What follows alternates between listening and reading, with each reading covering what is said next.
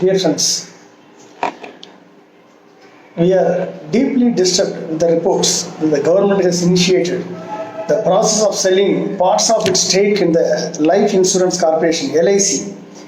The Department of Investment and Public Asset Management under the Finance Ministry has reportedly finalized the process of engagement of pre-transaction advisors for assisting DIPAM in the process related to the initial public offering of LIC. The government has set in motion a process to sell a portion of its stake, maybe around 25%, in the most prestigious public financial institution of the country called LIC. The LIC is created through an act of parliament, and it is unfortunate that a move which will have a wide-ranging impact on the policyholders and the national economy, the government is proceeding ahead without a thorough discussion in the parliament. It was created by parliament, but how can a minister can simply announce without a discussion, thorough discussion in the parliament, can sell 25% of the stake in LIC to the private? You are aware of the important role LIC has played in the industrialization of the country since its inception in 1956, and it is continuously playing a critical role in the nation building activities.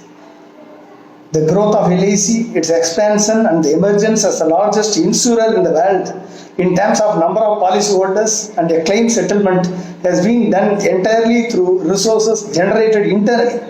The government did not make any additional contribution to the initial capital of rupees 5 crore in 1956, which was enhanced to rupees 100 crore in 2011 due to some regulatory issues. Beyond that, nothing. Only 5 crore investment. On this meager capital base, LIC today is managing its asset in excess of 32 lakh crore. Since this expansion has taken place through the funds collected from their policyholders, LIC policyholders, LIC has functioned more like a mutual benefit society. This is an important fact that has been overlooked while deciding to sell a portion of the stake in LIC. The objective was nationalization of life insurance business by taking over 245 private insurers were to mobilize small savings and convert them into capital for long-term investment in infrastructure, national infrastructure, while at the same time giving total security to the policyholders and ensure decent returns. The LIC has admirably lived to these objectives. The equity sale by the government, which ultimately lead to privatization, kills the very purpose of the objective. This move will make the concept of people money for people's welfare and give a way to profit maximization for the shareholders, the private shareholders. This is neither in the interest of the LIC's 440 crore policyholders nor in the interest of the national economy. It is widely acknowledged by the eminent economists that domestic savings play a very important role in the national economies and hold that foreign capital is a poor substitute for domestic savings. Many recessions, economic recessions, when happened across the world, only the public savings saved India. Today the public saving is dwindling down because of very low attractive interest, very low interest rate for savings in the banking sector. If we lose the public saving, then our economy will stumble. In a situation where a country needs huge resources for development, it is necessary that the government should exercise its control over the domestic and, more importantly, the household savings. The workforce of LIC, which has made enormous contribution to create this finest financial institution, have been opposing the proposed sale of a portion of the government holding for valid and justifiable reasons. The LIC must remain 100% under the control of the government. It has been historically proved that only where the state controls the people's savings, they can be channelized to national development. The control of private sector on domestic household savings will be for private profit maximization only, considering the fact that our country is still a low income country. It is important for the insurance sector to remain a monopoly of the government for cross-subsidization and meeting the poorer and vulnerable sections of the population. Dear friends, the equity sale, by the decision of the selling the equity, around 25% of the equity of LIC are not any partisan interest, but based on the interest of the national economy.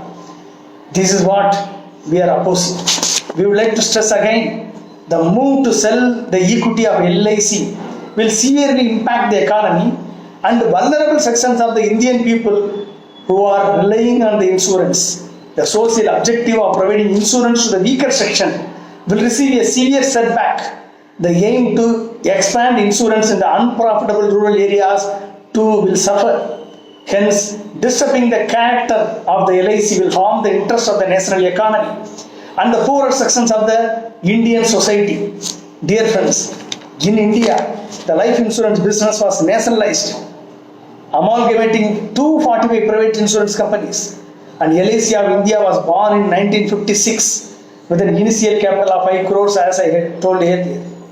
The objective, what is the objective? Primary objective of the LIC? People's money for people's welfare, that is the prime objective. To provide safety and security to policyholders' money, to mobilize the small savings of the people, convert them into huge capital, and make them available for long-term investment in social development projects of the government and government infrastructure development projects of our nation. LIC to be the fulcrum and the central pillar in the overall development of the self-reliant India, to provide a decent returns to the policyholders' money, to take the insurance to the remotest part of the country, which is very well fulfilled by LIC. Many world actuaries have compared the role played by the LIC of India to that of the defense forces. Like the defense forces defending the borders of a nation, LIC provides protection against unforeseen losses to the common people of India, to the rural section of the India. Since the very nature of the business of LIC is selling a promise, insurance industry should remain under the state control and should also be a monopoly as envisioned by Pandit Jawaharlal Nehru and Dr. Ambedkar. If you look at the business figures of LIC in the March 2020, the first year premium, it is around 1.78 lakh crore. The pension and group schemes new business around 1.2 lakh crores, 27 lakh crores. The total premium income which came is around 3.79 lakh crore. The gross total income is around 6.16 lakh crore. The total asset of LIC is around 32 lakh crore. The market share of LIC in the total insurance business of the nation India, 75.9% of the total number of policies are with LIC. The first year premium, LIC is receiving 68.74% of the total insurance companies, including the public sector and the private sector companies. Even after 20 years of opening of the insurance sector and with the 23 private players in the field, LIC continues to be the market leader. The individual policy holders is around 30 crores. The group scheme policy holders is around 12 crores. So that means total policy holders are 42 crores. In terms of the population, if you look at it, third in the world next to China and India. The claim settlement by LIC is 98% claim settlement. If you look at the LIC's contribution to the 5-year plan since from 1956, from second 5-year plan to 13th 5-year plan, totally around 34.7 lakh crores. Total contribution to the 5-year plans for the government of India, the LIC contributed. The premium collected by the people, collected from the policy holders, it has contributed around 34.7 lakh crores. The solvency margin is around 3.25 lakh crores. Every year, LIC generates around 3.5 lakh crore to 4.5 lakh crore as investable surplus alone. LIC not only touches 42 crore of Indian population with the gospel of insurance, but also touches the life of every Indian by playing a greater role in nation building projects with the investment in infrastructure and social sector, in power, housing, water supply, sewerage, irrigation, bridges and road transport.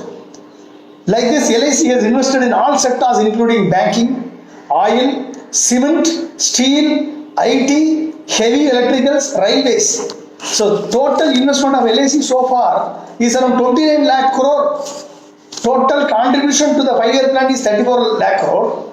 Total investment of LIC is around 29 lakh crore. Total asset is 32 lakh crore.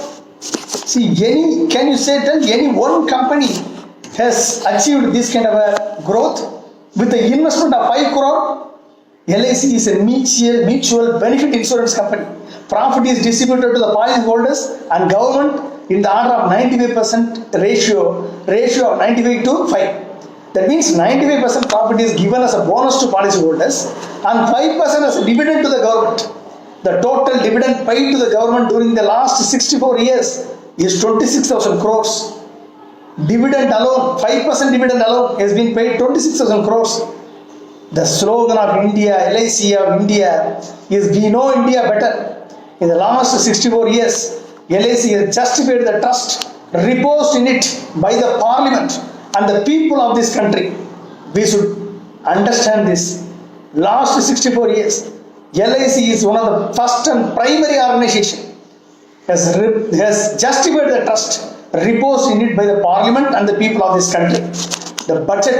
The Finance Minister during her budget speech in February 2020 has announced that around a portion of shares of LIC, now the news are coming, around 25% of the LIC stake will be listed soon. The reason for their decision to list LIC of India into the stock market is to bring in discipline, to create more assets and to unlock the values of LIC. Let us see, can you see what kind of disciplines he is going to bring? What kind of assets he is going to create more than 32 lakh crore? And what kind of values he is going to unlock from LIC to bring in more discipline in LIC? Can you say any one company except LIC? LIC regularly informs its activity to the public through public disclosures. The central government did not even allotted the checks collected by the central government to the specified boards. They have not even given. More than 47,000 crore checks collected from the GST compensation has not been given to the states. Using chess collection around more than 1.1 lakh crore.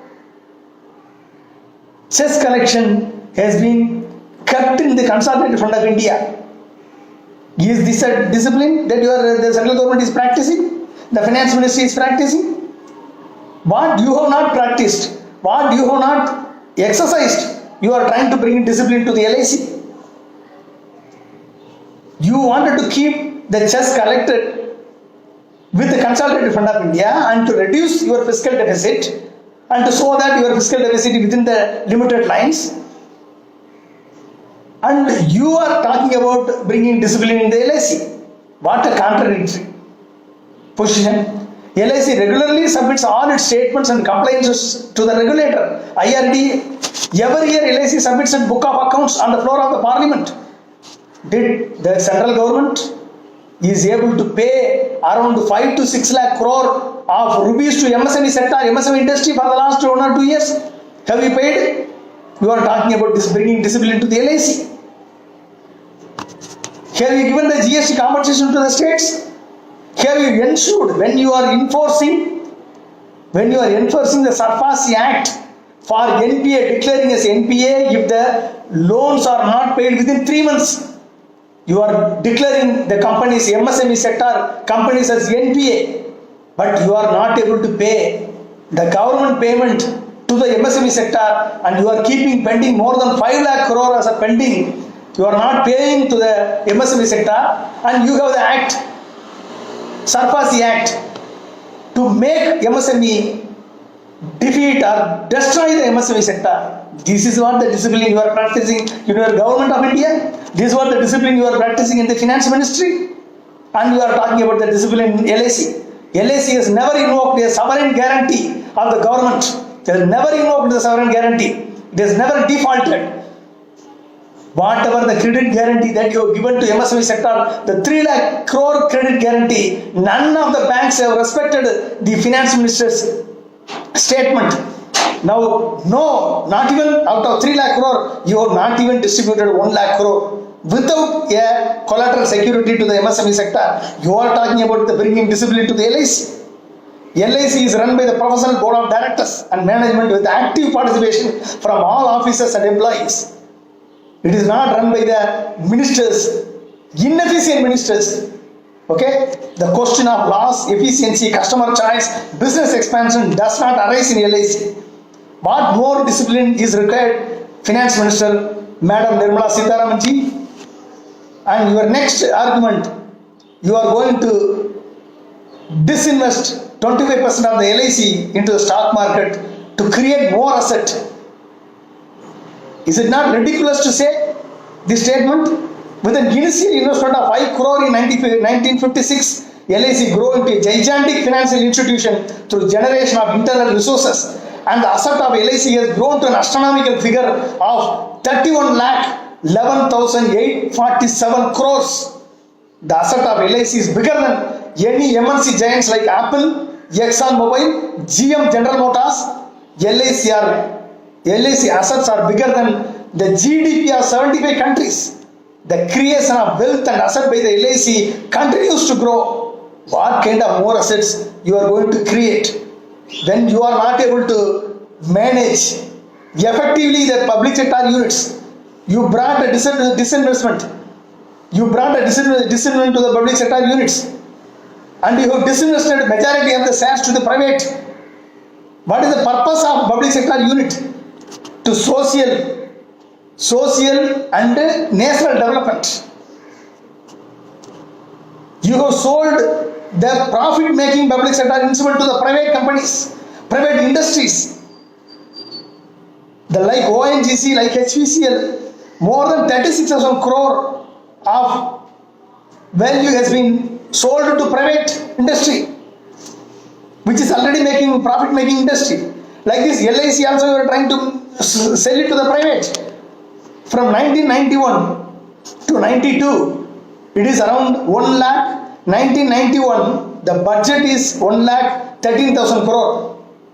2017 to 18, today 21 lakh crore. 2020, it is around 30 lakh crore budget.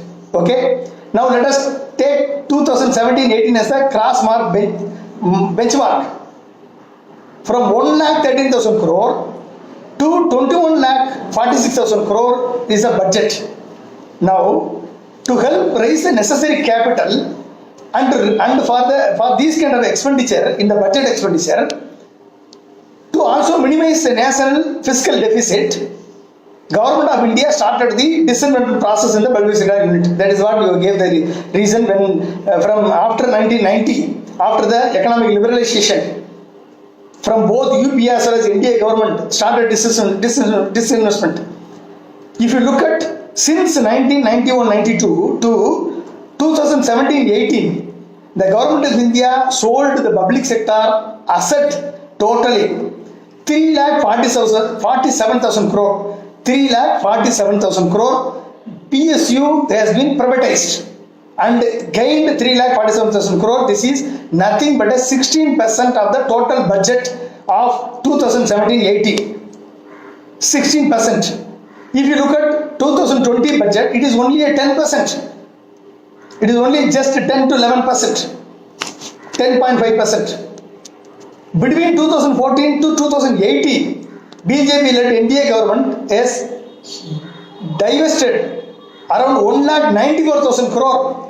So far, from 1991 to 2018, that means around last 30 years, last 28 years, by disinvesting the public sector PSU fund, PSU stake to the private, they generated more than only around 3.47 lakh crore. But after Modi assumed the office, out of 3.47 lakh crore, Modi alone has sold around 2 lakh crores to the disinvested. What is our budget? 30 lakh crore budget.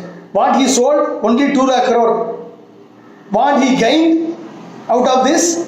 He has already given 1.96 lakh crore to the dividend for the private sector, banks and companies.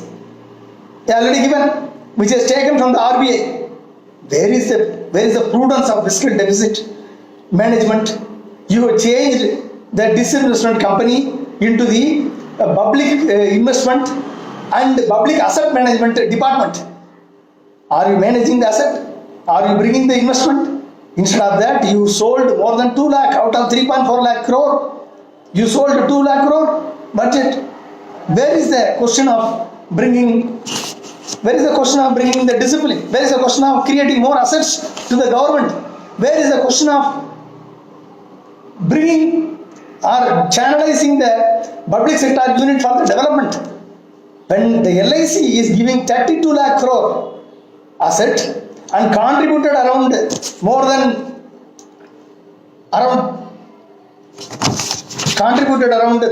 lakh crore for the 5-year plan, around more than 12 5-year plan has been contributed. Where is the question of discipline? Where is the question of you are bringing the more assets? Arun Jaitley has announced in the parliament around 24 public sector units he is going to disinvest, including the Air India, which never made a profit since 2007 to 2008 and has cost the taxpayer money over around 70,000 crore over the past decade, past 10 years. Whose responsibility? Who is the Minister for Air India? Who is the Secretary for Air India? Is the Secretary is a private company secretary? Secretary is IAS? Is IAS is capable enough to manage or not? If he is not capable, why you are not fired? If a minister, civil aviation minister is not capable of producing a profit, why you are not fired the minister? And who is responsible for a civil aviation minister? As a cabinet minister, is a prime minister responsible? If you are not able to make the profit, if you are able to make the profit in the public sector unit, who is responsible? If you are to hide your inefficiency, to hide your performance, and to hide your intrusion into the public sector companies in the form of a corruption, in the form of appointing your political chairmen, in the form of appointing your own political bureaucrats to do the corruption, and does not allow the public sector units to grow and function well and reduce and to work efficiently and it is the political leaders, it is the ministers, it is the political appointed bureaucrats who have incurred loss, who have manipulated the low capacity utilization, reducing the productivity of the public sector units, failure to innovate, complex decision making process on vital issues of the development of the public sector units. Who are responsible for this? You have been voted to power to rule the country, not only rule the country, not only collect taxes, but also appoint the right person to manage the public sector unit efficiently, give the right policies to make the public sector unit work efficiently, like ISRO, like DRDO, like Department of Atomic Energy. Whatever money invested, they have achieved continued success because of the board of management, because of the less interference of the political circle, because of the less interference of the bureaucratic circle. You should understand that LIC is managed effectively because of the professional board of directors and the management with active participation from all officers and employees. LIC is a symbol of success of the public sector unit created by the parliament. I sincerely request the Prime Minister and the Finance Minister, you have to introspect yourself. You have ensured the curve which has to go up, you have ensured the economic curve go down to minus 23.9%. The curve which has to go down, the corona spread curve, you have ensured that it is keep on going up even after 6 months of the lockdown. You have ensured that China at the bay beyond LAC, you have ensured you allowed LAC, the China to come inside. These three actions, instead of focusing on these things, instead of reviving the economy, instead of applying the tax for the 1% of the ultra high net worth individuals who are holding 90 lakh crore of Indian money. 90 lakh crore money is available with 1% of the ultra high net worth individuals of India. If you put a wealth tax, 5% wealth tax, you can get 49 lakh crore in one go. Not even you don't have to be envy to your ultra high net worth individuals or ultra high net worth individuals of the country. At least you make a provision to make them to invest the 5% of the 90 lakh crore who are having the 1% of the ultra high net worth individuals. You ask them to invest in the project and appoint a performing team. Remove all your political chairmen in all PSUs under banking and bring in the economic discipline, fiscal discipline, and invest on the infrastructure development projects like how LIC invested. Invest on that. 49 lakh crore, 50 lakh crore you can generate by asking to ultra high net individuals to invest their 90 lakh crore out of 90 lakh crore, 900 lakh crore, not 90 lakh, 900 lakh crore worth of assets. Ask them to invest 5% of that money to the infrastructure development in bringing evergreen revolution, in bringing agro food processing chain, in investing on the interlinking of rivers, investing on creating smart waterways grid, and investing on the rural development, bringing sustainable rural development through projects, and investing on 3% of the GDP for research, innovation and discovery, for mission-oriented research on import substitution in the technology, product development and system development. Unless you bring in such a discipline, simply selling LIC shares and simply divesting the public sector unit, you will never be able to succeed. It is not a request. The request is failed. Many economists have requested you. Many economists, the world-renowned economists of India, have advised you. Former finance ministers, former governors of Reserve Bank, former economists, academicians, experts, everybody has advised you, but you never listened. Dear Prime Minister of India, you have been voted to power for bringing development agenda to the country, but your total attention is diverted to the divisive politics in the name of the religion and the caste. I sincerely request you, please, you have 3 more years, effective 3 or 4 more years. Please concentrate. Please bring in the infrastructure development. Please do away with the investment, LIC investment, LIC disinvestment and disinvestment of the public sector unit. Take a proactive steps in reviving the economy so that India will become a knowledge superpower within another 10 years down the line. I hope your wisdom will prevail in you, in your cabinet, in you, and a wise decision you will take not to disinvest LIC stake and retain 100% stake with the government and make LIC continue to contribute for the national and social development, and also desist from allowing the private sector to the strategic industries in DRDO, defense, ISRO and atomic energy and aeronautics. And allow ISRO, DRDO and atomic energy to do mission-oriented research. Don't relegate them to isolated research, which will ultimately kill them like our universities. I hope wisdom will prevail with our top leader of the country. Prime Minister should listen. Finance Minister should listen. I hope wisdom will prevail. Something good will happen. Let us see. Thank you.